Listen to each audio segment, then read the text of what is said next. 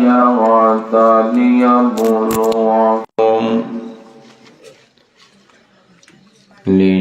ليبلوكم أيكم أحسن عملا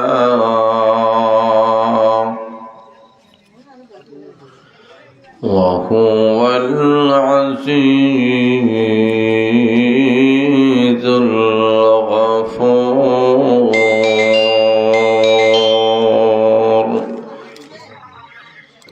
بارك الله لنا ولكم في القرآن العظيم ونفعنا وإياكم بالآيات والذكر الحكيم. صلى الله على سيدنا ومولانا محمد وعلى آله وأصحابه وسلم. صلى الله على سيدنا ومولانا محمد وعلى آله وأصحابه وسلم. بلغ العلا بكماله كشف الدجى بجماله حسنت جميع خصاله. صلوا عليه وآله. لا إله إلا الله. جرش لا إله إلا الله. لا إله إلا الله. جرش لا إله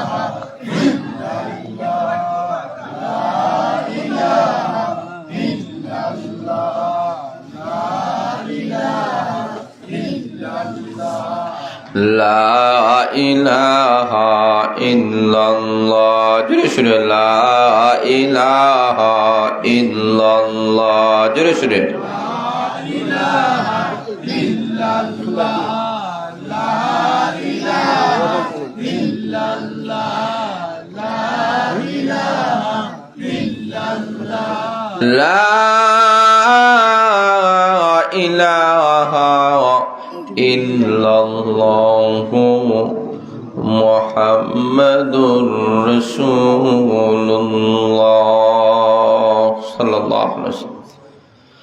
ঐতিহ্যবাহী মরহুম জনাব মদরিস আলী সাহেবের ইসালে সওয়াব উপলক্ষে আয়োজিত অষ্টম ওয়াজ মাহফিলের সম্মানিত সভাপতি সাহেব, উপস্থিত উলামায়ে কেরাম, মুরব্বিয়ানে কেরাম, যুব সমাজ ভাইয়েরা, পর্দার অন্তরালের অবস্থানগত আমার অত্যন্ত শ্রদ্ধের মা ও বোনেরা, মহান আল্লাহ রাব্বুল আলামিনের কাছে অসংখ্য অগণিত আমরা শুকরিয়া আদায় করি, যিনি আপনাদেরকে আমাদেরকে অত্যন্ত দয়া করে মেহেরবানি করে আজকের ঐতিহাসিক ইসলামী মহাসম্মেলনে আসা এবং বসার যে সুযোগটুকু মহান আল্লাহ আমাদেরকে দান করেছেন, আমরা সবাই অন্তরের অন্তঃস্থল থেকে আমরা কলিমাত শুকর আদায় করি, সবাই বলে আলহামদুলিল্লাহ।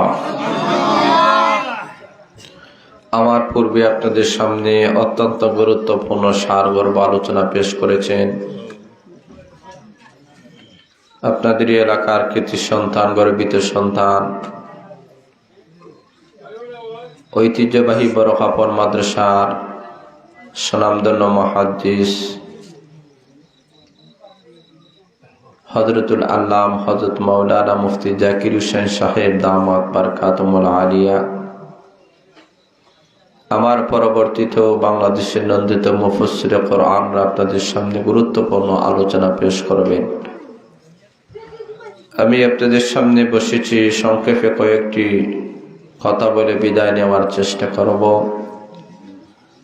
যতটুকু সময় আপনাদেরকে নিয়ে আলোচনা করব মহব্বতের সাথে, আন্তরিকতার সাথে কিছু আলোচনা শুনতে আমরা সবাই রাজি আছি ইনশাআল্লাহ। সবাই বলে না ইনশাআল্লাহ। আমি আপনাদের সামনে যে আয়াতে কালিমা তেলাওয়াত করেছি, এই আয়াতে মহান আল্লাহ রাব্বুল আলামিন বলেন, আল্লাযী খালাকাল মাউতা ওয়াল হায়াতা, সেই মহান সত্তা যিনি তোমাদের মরণ এবং জীবন সৃষ্টি করেছেন। আল্লাহ আমাদের মরণ আর জীবন সৃষ্টি করেছেন কেন? এই কেনর জবাবে মহান আল্লাহ বলেন, লিয়াবলুয়াকুম, তোমাদের একটা পরীক্ষা নেওয়ার জন্য। তখন প্রশ্ন জাগে, কিসের পরীক্ষা? আল্লাহ নিজেই জবাব দেন, আহসানু আমালা, কে উত্তম আমল করো, ভালো আমল করো। এই কারণেই আল্লাহ আমাদের মরণ এবং জীবন সৃষ্টি করেছেন। জোরে বলেন সুবহানাল্লাহ। তো এই দুনিয়াতে আসার আসল উদ্দেশ্যই হলো আমল করা। এই কারণে কোন আমল আল্লাহর কাছে কোন সময় কবুল হয়। আজকে আমাদের কাছে দুনিয়াবি সবগুলো আছে, কিন্তু আমল নাই। কথা বলেন ঠিক না বেঠিক? এই কারণে এমন একটা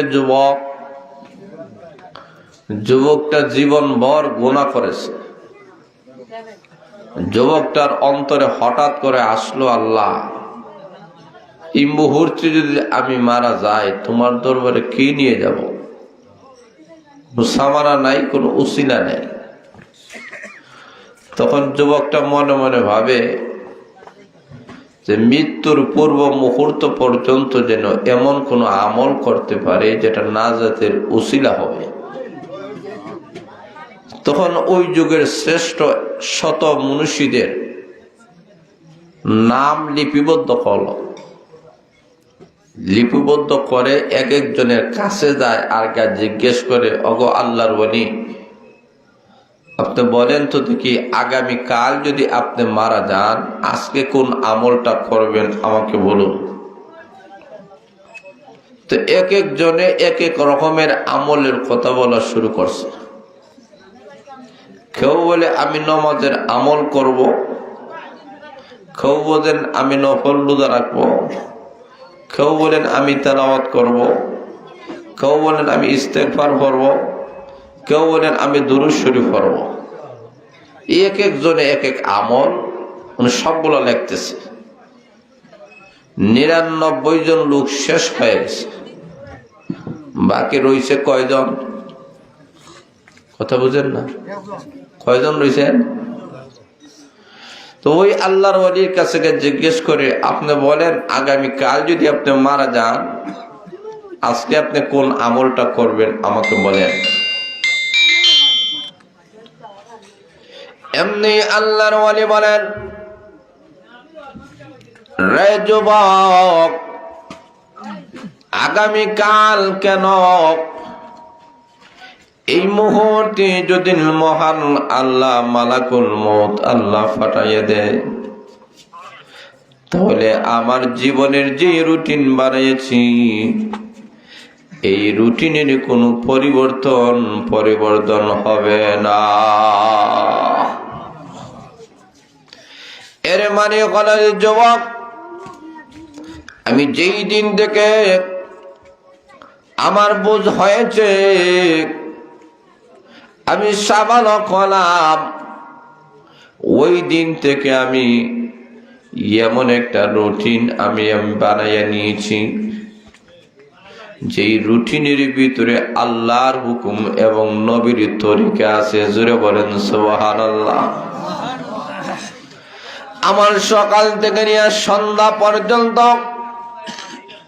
সন্ধ্যা থেকে নিয়ে ফজর পর্যন্ত আমি যেই রুটিন বানিয়েছি, এই রুটিনের ভিতরে এমন কোন জিনিস আমি বাকি রাখি নাই, এমন কোন জিনিস আমি বিয়োগ করি নাই, যা আমি সংযোজন করব। এর মানে হয়েছে আমার গোটা জীবনটা আমি এমন ভাবে কাটাইয়েছি আল্লাহর হুকুম নবী তরিকা মতো। আমি যা কাজ করি সব কাজটা মনে করি আমার জীবনের শেষ কাজ। এমন ভাবে আমি আল্লাহর গোলামি করি। আমি 24টি ঘন্টা আমি অপেক্ষমান থাকি কোন সময় মালাকুল মউত আল্লাহ ফাটাইয়া দিবে, আমার জানটা কবজ হবে। আমার টেনশন নাই, আমার কোনো ভয় নাই, কারণ আল্লাহর হুকুম নবীর তরিকা ছাড়া একটা সেকেন্ডও আমি অতিবাহিত করি না। আমার 24টি ঘন্টার একটা রুটিন আছে। কাজেই আগামী কাল কেন এই মুহূর্তে যদি আমি মারা যাই তা আমার আমলের কোনো পরিবর্তন নাই, কারণ প্রত্যেকটা আমলের একটা রুটিন আছে, একটা টাইম আছে। তাহলে লক্ষ্য করে দেখেন, যুবক ডাক দিয়ে বলে, ওগো আল্লাহর ওলি, আমি অনেক ওলির কাছে গেলাম, এক একজনে এক এক আমলের কথা বললো, এতে বোঝা গেল ওই আমলটা তার কাছে কম হয়েছে। জোরে বলে ঠিক দেবে ঠিক। এই কারণে আমি শেষ পর্যন্ত আমি আপনার কাছে এসে বুঝতে পারলাম আমার গোটা জিন্দগি আমি নষ্ট করে ফেলেছি, গোটা জীবন আমি নষ্ট করে ফেলেছি। ওগো আল্লাহর ওয়ালি, আর দেরি করতে চাই না। এই মুহূর্তে আপনি আমাকে তওবা করায় নেন, আর বাকি জিন্দেগি আমাকে আপনার রুটিনের ভিতরে ঢুকাইয়া নেন। তাহলে আমাদের জীবনের একটা আসল উদ্দেশ্য আছে। সেই উদ্দেশ্যটাই হলো আমল করা। আপনাকে আমল করে যদি যাওয়া যায়, নেক আমল। কারণ প্রত্যেকটা মানুষ মৃত্যুবরণ যখন হবে, মৃত্যুবরণ করবে যখন, আল্লাহ দুই রকমের আল্লাহ ফিরিস্তা পাঠান। নেকদার হলে একরকম ফিরিস্তা, বদকার হলে আরেক রকম। নেকদার লোকটা যদি হয়, মহান আল্লাহ রাব্বুল আলামিন ৭২,০০০ ফেরেশতাদেরকে মহান আল্লাহ পাঠাইয়া দেন। জান্নাত থেকে রেশমি কাপড় নিয়ে সুগন্ধিযুক্ত অবস্থায় ওই সক্কাতওয়ালা লোকের সামনে আসিয়া চতুর্দিক দিয়ে বসিয়া যায়। পরবর্তীতে আজরাইল আলাইহিস সালাতু ওয়াস সালাম আসেন। আসিয়া বলেন, ভাই রে প্রশান্ত আত্মা, চিন্তা করিও না, ঘাবড়াইও না, টেনশন করিও না। তোমার জান এই মুহূর্তে বাহির হবে, টেনশন করিও না। তোমাকে মহান আল্লাহ সম্মানিত করবেন, মর্যাদাশালী করবেন, কারণ তুমি গলাল পবিত্রময় আত্মা। জোরে বলেন সুবহানাল্লাহ। তার জানটা কবজ করা হয়। কবজ করার পরে তার আত্মাটাকে নিয়ে ফেরেশতারা ঊর্ধ্বগমন শুরু করেন। প্রথম আকাশের মধ্যে যান। প্রথম আকাশের দারোয়ান ফেরেশতা বলে, আপনি কে? বলে, আমি দুনিয়া থেকে এসেছি। কেন আসলেন? আত্মা নিয়ে এসেছি। কার আত্মা? বলে, অমুকের আত্মা। এমনি দেখা যাবে তার আত্মা থেকে সুঘ্রাণ প্রবাহিত হইতেছে। জোরে বলেন সুবহানাল্লাহ। প্রথম দারোয়ান ফেরেশতা গেট খুলে দেয়। প্রথম গেট পাস হওয়ার পরে দ্বিতীয় আকাশের মধ্যে যখন নিয়ে যাওয়া হয়, দ্বিতীয় আকাশের ফেরেশতা ডাক দেয়া বলেন, কে তুমি এসেছ? বলে, আমি দুনিয়া থেকে এসেছি অমুক লোকের জানটা কবজ করে। সুগন্ধিযুক্ত তাকে ফাঁস দেওয়া দেয়, সুযোগ দেওয়া দেয়, গেটটা খুলে দেওয়া হয়। এইভাবে একটা দুইটা করে করে সপ্তম আকাশ পাড়ি দেওয়া মহান আল্লাহ রাব্বুল আলামিন ফেরেশতাদেরকে হুকুম করেন, ফেরেশতারা রে, তার আত্মাটাকে 7 আকাশের উপরে ইল্লিয়নে তার নামটা লিপিবদ্ধ করে দাও।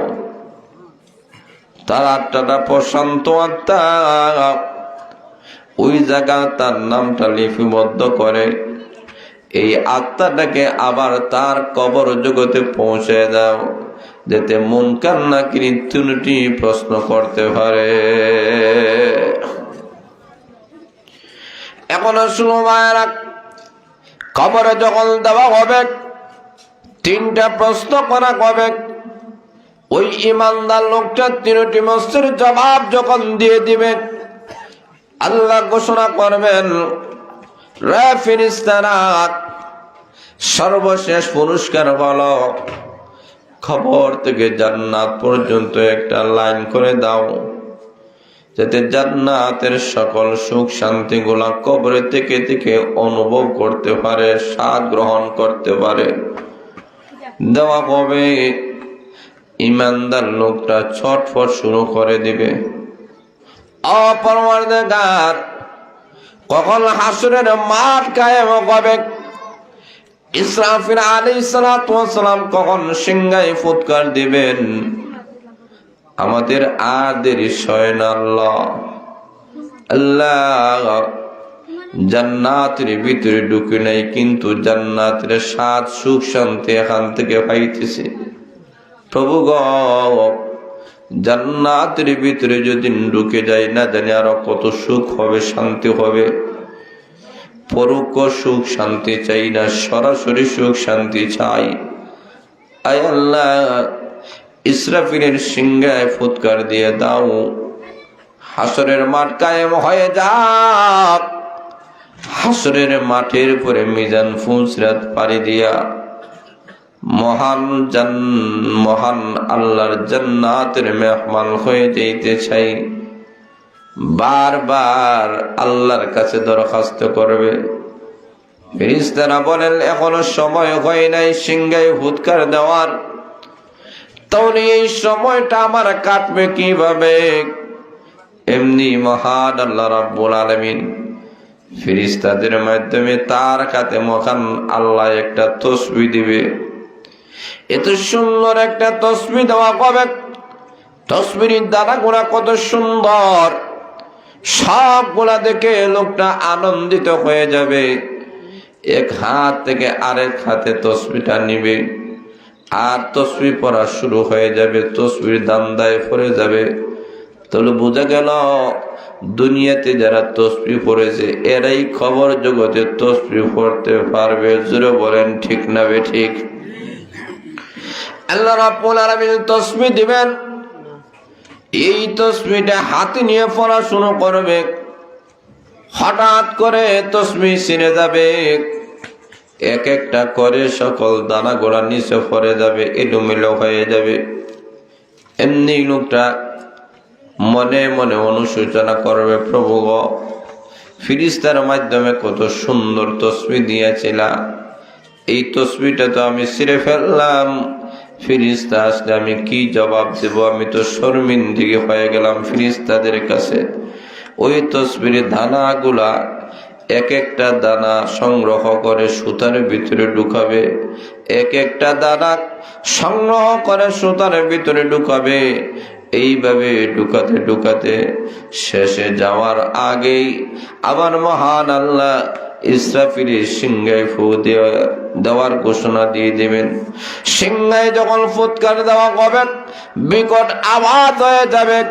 এমনি লোকটা ফেরেশতারা কিসের বিকট আওয়াজ শোনা যায়? বলে, তুমি কি জানো না? আবার মহান আল্লাহ রাব্বুল আলামিন ইসরাফিলকে অর্ডার করেছেন সিংহায় ফু দেওয়ার জন্য।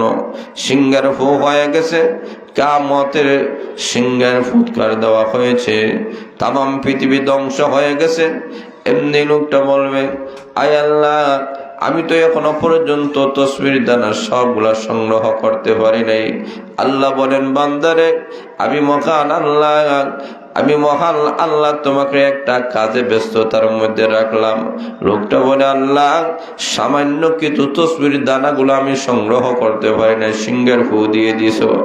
এমনি ফেরেশতারা বলবে, রে আল্লাহর নেককার বান্দা, তোমার কাছে সামান্য সময় হতে পারে, কিন্তু তুমি জানোনি এর ভিতরে শত শত কোটি কোটি বছর চলে গেছে, তোমার কোনো খবর নাই। আল্লাহ রাব্বুল আলামিন এইরকমই নেককার মানুষের সময়গুলা কবরের ভিতরে আল্লাহ অতি তাড়াতাড়ি নিয়ে নেবেন। তার শুধুমাত্র টান থাকবে যে অতি তাড়াতাড়ি কিয়ামতের মাঠ কায়েম হয়ে যাক, যাতে আল্লাহর তৈরি জান্নাতের আমি মেহমান হয়ে যাই। যেটা বলেন সুবহানাল্লাহ। পক্ষান্তরে যেই লোকটা বদকার, মহান আল্লাহ রাব্বুল আলামিন গজবের ফেরেশতা আল্লাহ পাঠাবেন, জাহান্নামের দুর্গন্ধ কাপড় নিয়ে তার সামনে হাজির হয়ে যাবে, তার আত্মাটাকে নিয়ে যাওয়ার জন্য। লোকটা দুর্গন্ধ সহ্য করতে পারে না। আজরাইল আলাইহিস সালাতু ওয়াস সালাম ভয়ঙ্কর রূপ ধারণ করিয়া তার সামনে আসবেন, তার জানটা কবজ করতে চাইবেন। লোকটা জান প্রাণটা বাইর হইতে চাইবে না। লুকালুকি শুরু হবে, এই যে খিঁচুনি শুরু হবে অঙ্গ প্রত্যঙ্গের মধ্যে। ফেরেশতারা বারবার টান দেবে, কিন্তু বাইর হইতে চাইবে না। তার আযাব শুরু হবে, অত্যন্ত ভয়ানক আযাব। আল্লাহ রাব্বুল আলামিন বলেন, এই মুহূর্তে একটা পাও দ্বারা আরেকটা পাওয়ের মধ্যে আঘাত করবে। ফালতাফাতিস সাকু বিসাক, এক পাও আরেক পাওয়ের মধ্যে লাগাইয়া মহান আল্লাহ বলেন, এইভাবে তার অঙ্গ প্রত্যঙ্গের মধ্যে একটা ভূমিকম্প যেমন শুরু হয়ে গেছে। চক্ষুগুলা উপর দিক দিয়া তাকাবে, হাত পায়ের মধ্যে একটা কম্পন সৃষ্টি করবে, একটা সিকানি শুরু হয়ে যাবে। আল্লাহ রাব্বুল আলামিন বলেন, কেন বাইর এই অবস্থা হবে? তার কারণ হলো জাহান্নাম তার সামনে তুলে ধরা হয়েছে। বলা হয়েছে, জাহান্নাম তোমার শেষ ঠিকানা। লোকটা বলবে, এই দুনিয়ার চাইতে তো জাহান্নাম আমাদের জন্য ভয়ানক হতে পারে না, বাহির হইতে চাইবে না। কিন্তু ফেরেশতা ঠান দিয়ে বাইর করা হবে। আল্লাহর নবী বিশ্ব নবী রাহমাতুল আলামিন বলেন, ফেরেশতারা তার আত্মাটাকে দুর্গন্ধময় কাপড়ে উপরে রাখা হবে, আর তাকে ফেরেশতারা উপর দিক দিয়ে নিয়ে যাবে। প্রথম আকাশের মধ্যে যখন যাবে, এমনি দারওয়ান ফেরেশতাকে বলা হবে, দারওয়ান ফেরেশতা দরজা খুলে দাও। দারওয়ান ফেরেশতা দরজা খুলবে, দেখবে দুর্গন্ধময় একটা আত্মা। এমনি ফেরেশতা বলবে, হতে পারে না, দুর্গন্ধময় আত্মা উপরে যাওয়ার কোনো সুযোগ নাই, কোনো পারমিশন নাই। বলে, কই নেওয়া হবে? এদের 7 জমিনের নিচে এদেরকে রেখে দাও। কোন জায়গায়? সিজ্জিনের মধ্যে। ওই জায়গায় নিয়ে যাও। ওই জায়গায় নিয়ে যাওয়া হবে। ফেরেশতাদেরকে আল্লাহ ঘোষণা করবেন, তার নামটা সিজ্জিনের দফতরের মধ্যে লিপিবদ্ধ করে দাও। লিপিবদ্ধ করা হবে। এরপরে বলা হবে, কবর জগতে তার আত্মাটা পৌঁছায় দাও। কবর জগতে পৌঁছায় দেওয়া হবে। মুনকার নাকির 3টা প্রশ্ন করবেন। লোকটা 3টি প্রশ্নের জবাব দিতে পারবে না। বলবে, হা হা লা আদরি, হা হা লা আদরি। আমি জানি না আমার রবকে, আমি জানি না আমার নবীকে, আমার ধর্মের নাম কি আমি জানি না। যখন দিবে না, আল্লাহ রাব্বুল আলামিন জাহান্নামী লেবাস পরিধান করাবেন, জাহান্নামী বিছানা বিছাইবেন, আর জাহান্নাম থেকে তার কবর পর্যন্ত একটা লাইন করে দিবেন, যাতে এই পাপিষ্ঠ গুনাহগার বান্দাটা কবরে থেকে থেকে জাহান্নামের শাস্তি উপলব্ধি করতে পারে। এই শাস্তিগুলো পাওয়ার পরে লোকটা বলবেন, প্রভু, কোন ইসরাফিলের সিংহার মধ্যে ফুৎকার দিবে, কখন হাসরের মাঠ কায়েম হবে। আয় আল্লাহ, কবরের আযাব আর সহ্য হয় না, হাসরের মাঠ যদি কায়েম হয়ে যায় গো, বিচার হওয়ার পরে জাহান্নামে যদি চলে যেতে হয় আমরা চলে যাব, অসুবিধা নাই, তথাপি কবরের আযাব আর সহ্য হয় না। তার ধারণা হবে কবরের আযাব মনে হয় অত্যন্ত ভয়াবহ, কিন্তু সে জানে না কবরের মাঠ, কবরের আযাব থেকে হাসরের মাঠের আযাব আরো ভয়ঙ্কর। হাসরের মাঠের আযাবের চাইতে ফুলসিরাতটা আরো ভয়ঙ্কর, ফুলসিরাতের চাইতে জাহান্নাম আরো ভয়ঙ্কর। কথা বলেন ঠিক না বেঠিক? তা তো জানা নাই, এই কারণে সে আল্লাহর কাছে দরখাস্ত করবে, আল্লাহ ইসরাফিলের সিংহে হুৎকার দেওয়া হাসরের মাঠ কায়েম করে ফেলে, জাহান্নাম দিলে দিয়ে দেন। কিন্তু কবরের আযাব আর সহ্য হয় না। আল্লাহ বুঝাতে চায় এটা সাময়িক একটা আযাব, এটা জাহান্নাম। জাহান্নাম নয়, জাহান্নামের সামান্য হাওয়া বাতাস কবরে রাখবে, এই হাওয়া বাতাসের কারণে তোর অবস্থা এই হয়। হাসরের মাঠের অবস্থা কি হবে, ফুলসিরাতের অবস্থা কি হবে, মিজানের অবস্থা কি হবে, জাহান্নামের অবস্থা কি হবে, আল্লাহ রাব্বুল আলামিন বলেন সেইগুলো আরো ভয়ানক হবে।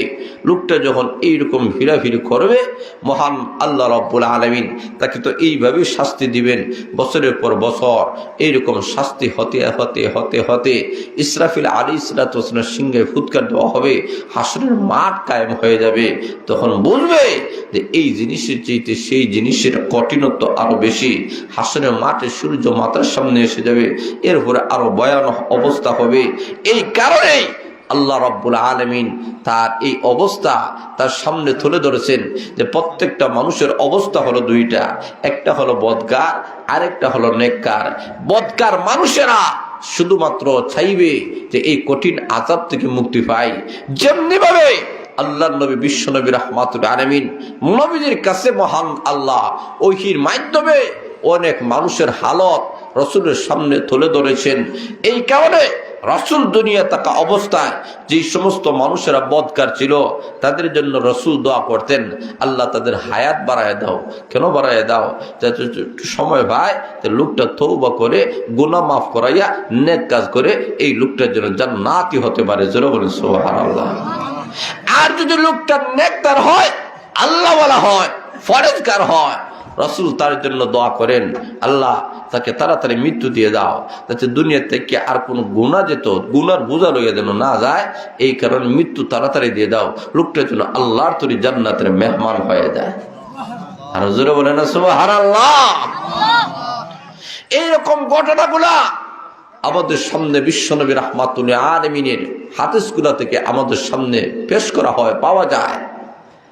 যেমন আল্লাহর নবী বিশ্বনবী রাহমাতুল আলামিন যুদ্ধের ময়দান থেকে ফিরবেন, সাহাবা একরাম ওনার সাথে রাস্তার মধ্যে হেঁটে হেঁটে চলতেছেন। চলতে গিয়া আল্লাহ রাসূল সাল্লাল্লাহু আলাইহি ওয়াসাল্লাম খুব ক্লান্ত, সাহাবা একরাম খুব ক্লান্ত। এমত অবস্থা সাহাবা একরাম মনে মনে ভাবেন, আহারে এই অবস্থায় যদি কমপক্ষে রাসূলকে যদি মেহমানদারির কোনো ব্যবস্থা হতো তাহলে তো ভালো হতো, কিন্তু এই এলাকা আমাদের পরিচিত কেউ নাই, কার বাড়িতে যাব, কে মেহমানদারি করবে? আমরা উপবাস থেকে অসুবিধা নাই, কিন্তু বিশ্বনবী উপবাস থাকবে, কষ্ট করবে, এটা সাহাবা একরাম কখনো মেনে নিতে পারে না। একটু জিকির করেন লা ইলাহা ইল্লাল্লাহ, জোরে সুরে লা ইলাহা ইল্লাল্লাহ, লা ইলাহা ইল্লাল্লাহ, লা ইলাহা ইল্লাল্লাহ, লা ইলাহা ইল্লাল্লাহ, জোরে সুরে লা ইলাহা ইল্লাল্লাহ, জোরে সুরে লা ইলাহা ইল্লাল্লাহ, লা ইলাহা ইল্লাল্লাহ, লা ইলাহা ইল্লাল্লাহ, লা ইলাহা ইল্লাল্লাহ, লা ইলাহা ইল্লাল্লাহ, লা ইলাহা ইল্লাল্লাহ, জোরে সুরে লা ইলাহা ইল্লাল্লাহ, লা ইলাহা ইল্লাল্লাহ, লা ইলাহা ইল্লাল্লাহ, লা ইলাহা ইল্লাল্লাহু মুহাম্মাদুর রাসূলুল্লাহ সাল্লাল্লাহু আলাইহি ওয়াসাল্লাম। একবারে আল্লাহর রাসূল সাহাবা একরামদেরকে নিয়ে রওনা করছেন। প্রতিমধ্যে হযরত ওমর রাদিয়াল্লাহু তাআলা উনি তাকায় দেখেন যে রাস্তা দিয়ে যাইতেছেন, উনি তাকায় দেখেন ওই রাস্তার পাশে ওনার একজন পরিচিত মানুষ, বন্ধু মানুষ, ওনার বাড়ি। লোকটা খুব ধনী। তো ওমর রাদিয়াল্লাহু তাআলা বিশ্বনবীর কাছে আসে, বলে ইয়া রাসূলুল্লাহ, ইয়া হাবিবাল্লাহ, আপনার কাছে আমার একটা দরখাস্তটা হলো ওই রাস্তার পাশে আমার একটা বন্ধু আছে, লোকটা খুব ধনী। আমার মনে হয় উনার বাড়িতে গেলে উনি আমাদের একটু মেহমানদারি করবে। আচ্ছা, আমাদের করা না হোক, আপনারা যদি করা হয় এতে আমরা খুশি। জোরে বলেন সুবহানাল্লাহ। আল্লাহর নবী বিশ্বনবী রাহমাতুল আলামিন হযরত ওমর রাদিয়াল্লাহু তাআলার কথা শুনিয়া আল্লাহর নবী সম্মতি দিয়ে দিলেন, যাও ওমর, আমি যাব। কারণ আমার উসিলায় যদি আমার সাহাবা কেরামের মেহমানদারি হয় তাহলে তো বালা। আল্লাহর নবী বিশ্বনবী রাহমাতুল আলামিন সাহাবা কেরামের কাফেলা নিয়ে ওই ধনী লোকটার বাড়ির মধ্যে যখন চলে গেলেন, লোকটা তাকাইয়া দেখে আল্লাহ নবীর সাথে এত মেহমান। লোকটা যদিও ধনী হতে পারে কিন্তু মনটা গরিব। অনেক মানুষ আছে ধন আছে কিন্তু মন নাই, আছে কি নাই? কথা বলে আছে কি নাই? এই কারণে আল্লাহর নবী বলেন, আল গানা গানান নাস, মনের ধনী হলো বড় ধনী। মন যদি বড় না থাকে, ধনী না থাকে, তাহলে ধন থাকলেও কাজ হবে না। যারা বলেন ঠিক না বে ঠিক? আল্লাহর নবী বিশ্বনবী রাহমাতুল আলামিন কাফেলাদেরকে নিয়ে যখন রওনা করেছেন, লোকটা বিশ্বনবীকে দেখে ছোট করে আল্লাহর নবীকে সালাম দিল, বুঝাই দিল, নবী গো, এত মেহমান নিয়ে এসেছেন, আমি তেমন খুশি হই নাই। জোরে বলেন ঠিক না বে ঠিক? আল্লাহর নবী বিশ্বনবী রাহমাতুল আলামিন সালামের জবাব দিলেন, সাহাবা কেরামদেরকে নিয়ে ওনার বাড়ির মধ্যে বসলেন। কিন্তু লোকটা বিশ্বনবী এবং সাহাবা কেরামদেরকে পেয়ে খুশি হলো না, আনন্দিত হলো না। লোকটা নিজের ঘরের যে কাজ আছে ওই কাজের মধ্যে ব্যস্ততার মধ্যে পড়ে গেল। এমন ভাবে কাজ শুরু করেছে, আল্লাহর নবী বিশ্বনবী রাহমাতুল আলামিন হিকমতের নবী, আল্লাহর নবী বুঝতে পেরেছেন লোকটা আমাদের আসলে মেহমানদারি করবে না। সময় পাস করে লাভ নেই, আমরা এই জায়গা থেকে উঠে যাওয়াটি ভালো। আল্লাহর নবী যখন বিদায় নিলেন, লোকটা বলে, হুজুর মনে কষ্ট নিবেন না, আরেকদিন আসলে মেহমানদারি করব। আল্লাহর নবী বলতেন, সাহাবা কেরামদেরকে বিদায় দিয়ে দেওয়া হলো। আল্লাহর নবী উনার বাড়িতে মেহমান হয়েছেন। নবীর চেয়ে উত্তম মেহমান আসমানের নিচে জমিনের উপরে আর কেউ হতে পারে না। আল্লাহর নবী রাস্তার মধ্যে কে বললেন, রে আমার সাহাবায়ে কেরাম, তোমরা আমি নবীর সঙ্গে হাত তোলো, আমি মহান আল্লাহর কাছে একটা দোয়া করতে চাই।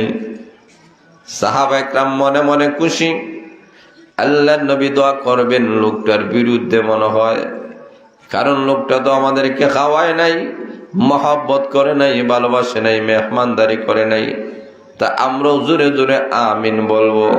কিন্তু ব্যতিক্রম হয়ে গেল, আল্লাহর নবী হাত তুলে দরখাস্ত করেছেন, প্রভু গো, যেই লোকের বাড়িতে গিয়ে আমি আসলাম ওই লোকের নেক হায়াত বাড়াইয়া দাও। আল্লাহর নবী বিশ্বনবী রাহমাতুল আলামিন দোয়া করেছেন। সাহাবায়ে কেরাম আমিন আমিন বলেন, কিন্তু মনে মনে নাকশ। বলে, আল্লাহর নবী কি দোয়া করতে চান আমরা তো বুঝতে পারি না। দোয়া শেষে ডাক দেয়া বলেন, ইয়া রাসূলুল্লাহ, ইয়া হাবিবাল্লাহ, ওগো নবী, আপনি তো বদদুয়া দেওয়ার কথা, কিন্তু আপনি নেক দোয়া কেন দিলেন? সামনে চলো, এখন বলা যাবে না। আল্লাহর নবী সামন দিক দিয়ে চললেন। রাস্তার পাশে এমন একটা বিধবা মহিলা, যার স্বামী নাই, যার ঘর উন্নত নয়, বাড়ি উন্নত নয়, টাকা নাই, পয়সা নাই, কিন্তু মনটা বড় ধনী। ওই মহিলা তাকাইয়া দেখে আল্লাহর নবী বিশ্ব নবী রহমাতুল রাস্তা দিয়া সাহাবা একরামদেরকে নিয়ে রওনা করেছেন। আল্লাহর নবীর চেহারা বড় মলিন দেখা যায়, সাহাবা একরাম দেখা যায় অত্যন্ত দুর্বল। মহিলাটা বুঝতে পেরেছেন আল্লাহর নবী এবং তার সাহাবা একরাম এই সুবর্ণ সুযোগ তাদেরকে মেহমানদারি করার, এমনি দৌড় দিয়ে আল্লাহর নবীর কাছে গিয়া পর্দার আড়াল থেকে বলে, আগো নবীজি, আগো আল্লাহর পয়গম্বর, আমি আপনাকে দাওয়াত করলাম, আসেন না আমার বাড়িতে, আপনি একটু মেহমানদারি করবো আপনার। আল্লাহর নবী বিশ্ব নবী রাহমাতুল আমিন মহিলার কথা শুনে আনন্দিত হয়ে গেলেন। আল্লাহর নবী খুশি হয়ে গেলেন। সাহাবা একরামদেরকে বললেন, আসলে ওই মহিলা আমাদেরকে দাওয়াত করছে, আমরা তার সাদরে দাওয়াত গ্রহণ করব। কারণ কেউ যদি কাউকে দাওয়াত দেয়, এই দাওয়াত গ্রহণ করা নবীর সুন্নাত। জোরে বলেন ঠিক না বেঠিক? আল্লাহর নবী বিশ্ব নবী রাহমাতুল আলামিন কেমন নবী ছিলেন, কেমন নবী ছিলেন। একজন মহিলার দাওয়াত গ্রহণ করে ওনার বাড়িতে চলে গেলেন। বাড়ির মধ্যে যাওয়ার পরে আল্লাহর নবী সাহাবা একরামদেরকে নিয়ে বসা। এই মহিলা ঘরের মধ্যে তো আর কেউ নাই, মহিলার একটা মাত্র দুম্বা ছিল। এখন মহিলা দুম্বাটা তো মাঠের মধ্যে, মহিলা তাদেরকে রেখে দৌড় দিয়ে মাঠে গিয়েছে। দুম্বাটাকে ধরে বাড়িতে এনে জবাই করে সবগুলা বুনা করে আল্লাহর নবীর সামনে পেশ করে দিয়েছে। আল্লাহর নবী বিশ্ব নবী রাহমাতুল আলামিন নিজে খাইলেন, সাহাবা একরামদেরকে নিয়ে খাইলেন। সবাই খুশি হয়ে গেল, আনন্দিত হয়ে গেল। যাওয়ার বেলায় মহিলা ডাক দেয়, বলেন, ওগো নবীজি, আপনার শান মোতাবিক, মান মোতাবিক আমি আপনাকে কদর করতে পারি নাই, সম্মান দিতে পারি নাই। মেহেরবানি করে আমার ত্রুটিগুলো আপনি মাফ করে দেন, ক্ষমা চাই। এইভাবে অনুনয় বিনিময় করে আল্লাহর নবীর কাছে ক্ষমা আছে। আল্লাহর নবীকে বিদায় দিল। বিশ্ব নবী রাহমাতুল আলামিন ঘর থেকে বাইরে হয়ে রাস্তার মধ্যে গিয়ে আল্লাহর নবী বলেন, ও আমার সাহাবায়ে কেরাম, তোমরা হাত তোলো, আমি ওই মহিলার জন্য একটা দোয়া করব। সুবহানাল্লাহ নাই? আর হুজুর বলেন, সাহাবায়ে কেরাম অত্যন্ত খুশি, হাত তুলবেন, আমিন বলবেন। কারণ নবীজি এই মহিলার জন্য তো ভালো দোয়া করবেন, নেক দোয়া করবেন। নবীজি বলবেন, মহিলার হায়াত যেন আল্লাহ বাড়ায় দে, বরকত যেন দে, এই সে অনেক কিছু বলবে। কিন্তু ব্যতিক্রম হয়ে গেল। আল্লাহর নবী হাত তুলে আল্লাহর কাছে দরখাস্ত করেন, প্রভু গো, মহিলার হায়াত যদি শেষ হয়ে থাকে, তাকে তাড়াতাড়ি দুনিয়া থেকে আল্লাহ তুমি নিয়ে নাও। আসতে বলে সুবহানাল্লাহ, আর জোরে বলে না সুবহানাল্লাহ। সাহাবায়ে কেরাম হাত তুলে আমিন আমিন বলতেছেন। কিন্তু আশ্চর্যের বিষয় হলো, আমরা বুঝতে পারি না, যেই মহিলা আমাদের মেহমানদারি করলো, খাওয়ালো, মহাব্বত করলো, ভালোবাসলো, এমন মহিলার নেক হায়াতের জন্য কেন নবী দোয়া করে না? আমরা তো বুঝতে পারি নাই।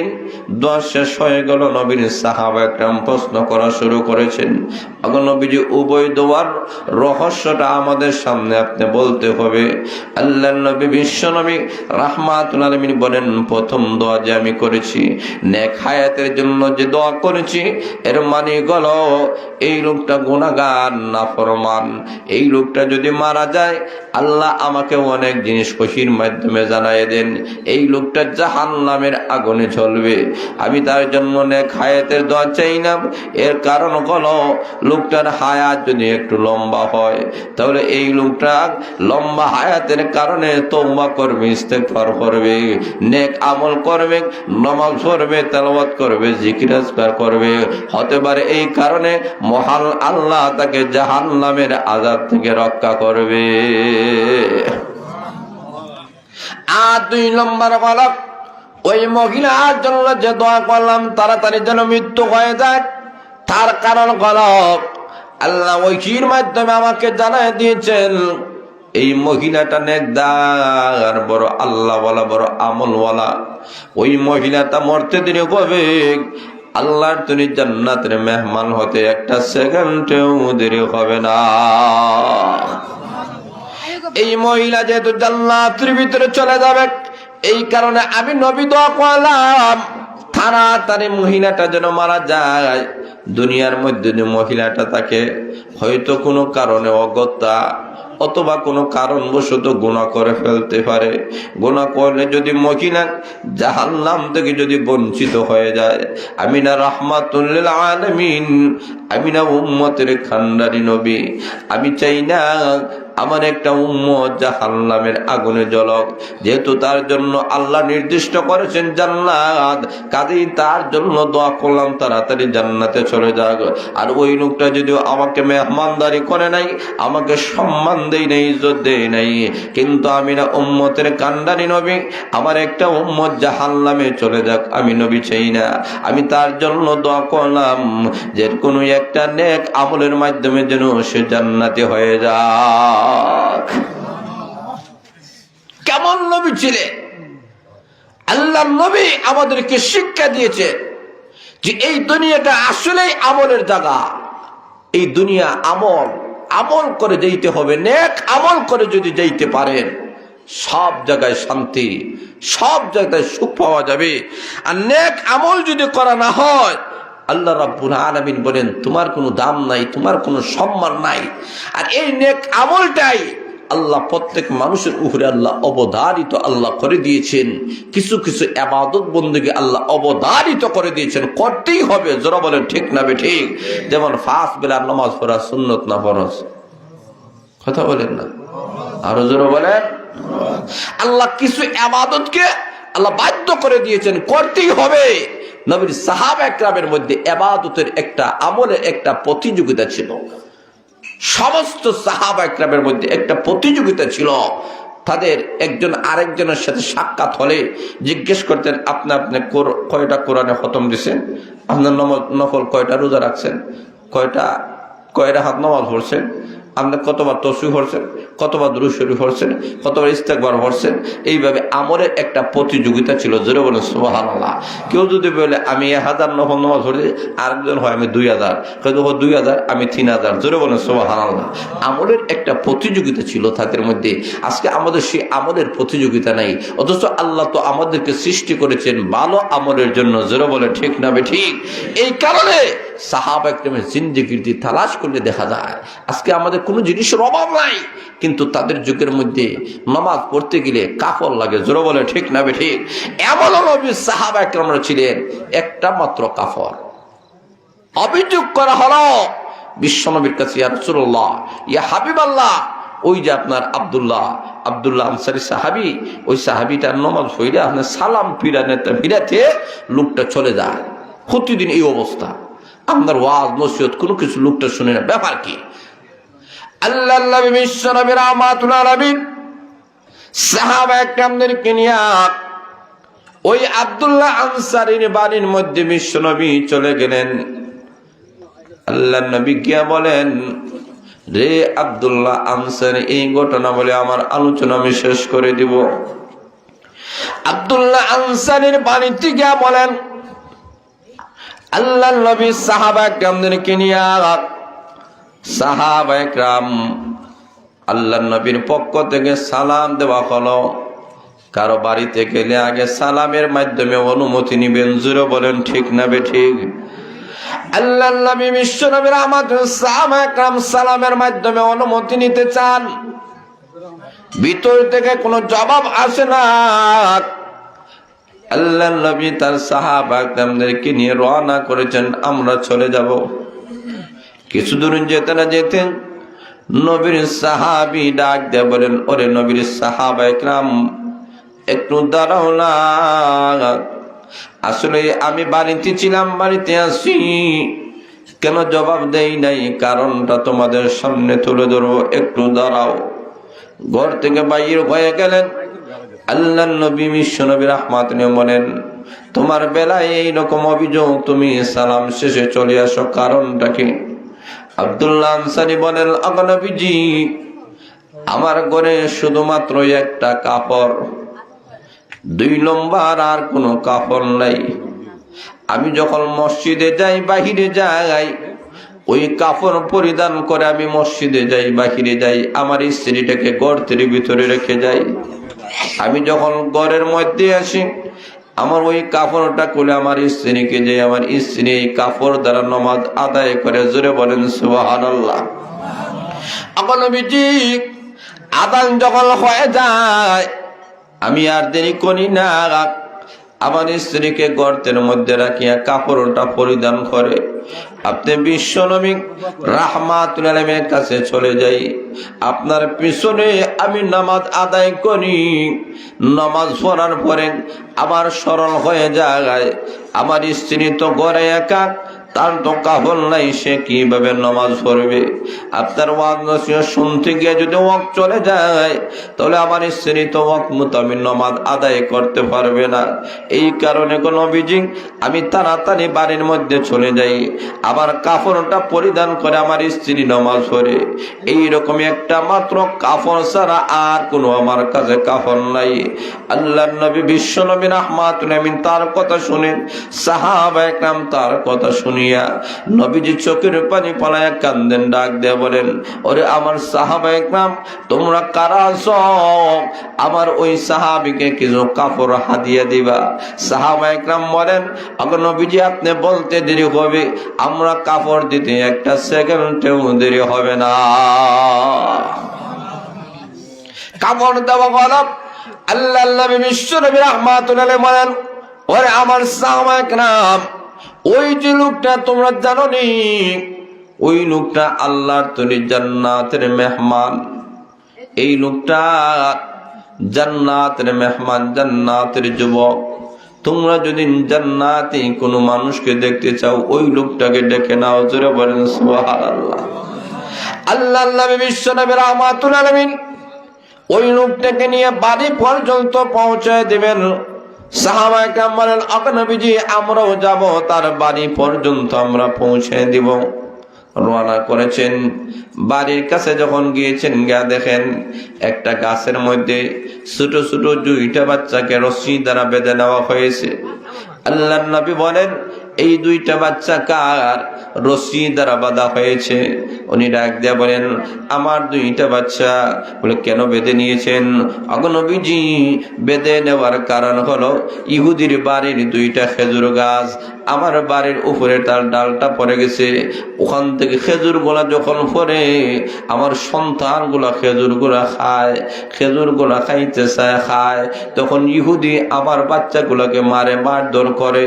আমি চাই না আমার সন্তান গুলা কষ্টে থাকুক, কেউ মারক।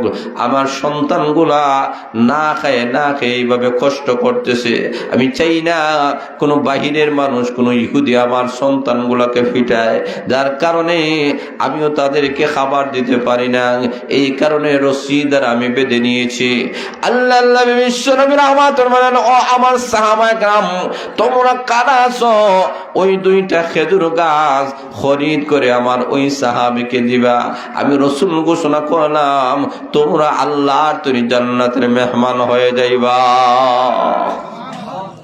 হযরত উসমান রাদিয়াল্লাহু তাআলা বলেন, ইয়া রাসূলুল্লাহ, ইয়া হাবিবাল্লাহ, আগে নবীজি আর দেরি করতে চাই না, আপনি আমাকে পারমিশন দেন, আমি ওই 2টা খেজুর গাছ আমি খরিদ করে আপনার ওই সাহাবীকে হাদিয়া দিয়ে দিব। উসমান রাদিয়াল্লাহু তাআলা ইহুদির বাড়িতে মধ্যে যখন চলে গিয়েছে, ইহুদি বুঝতে পেরেছে এখন মুসলমান আমার কাছে গাছটা খরিদ করতে চায়, গাছের দাম আমাকে একটু বাড়াতে হবে। ডাক দিয়ে বলে, এই গাছের 2টা গাছের দাম কত? বলে 100 খেজুর গাছ আমাকে দিতে হবে। উসমান রাদিয়াল্লাহু তাআলা বলেন, আমার বাগান থেকে যেখান থেকে তোমার ইচ্ছা, তোমার পছন্দ হয় 100 খেজুর গাছ নিয়ে দাও, আমাকে ওই 2টা খেজুর দিয়ে দাও। ওই 2টা খেজুর গাছের বিনিময়ে আল্লাহর নবী জান্নাত বলেছেন। আরো জোরে বলেন না সুবহানাল্লাহ।